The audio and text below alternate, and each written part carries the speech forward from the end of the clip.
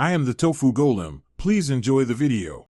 In this video, I will show how to make apple pie using canned pie filling. First, gather all your ingredients, making sure you have one 21-ounce can of apple pie filling ready. Next, preheat your oven to 425 degrees Fahrenheit.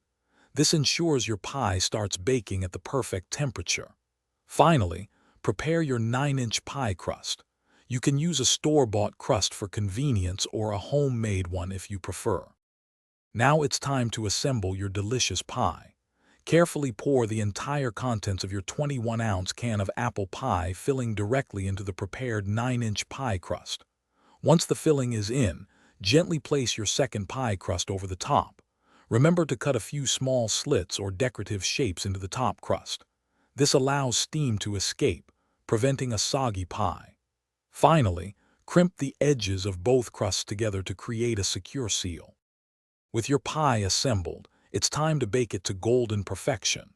Place the pie in your preheated 425 degree Fahrenheit oven and bake for exactly 15 minutes. After this initial bake, reduce the oven temperature to 375 degrees Fahrenheit. Continue baking for an additional 35 to 45 minutes.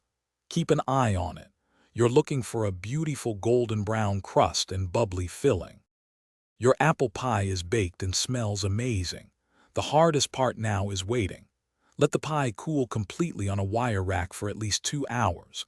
This allows the filling to set properly, ensuring perfect slices. Once cooled, you can serve it warm or at room temperature. It's fantastic on its own or with a scoop of vanilla ice cream or a dollop of whipped cream.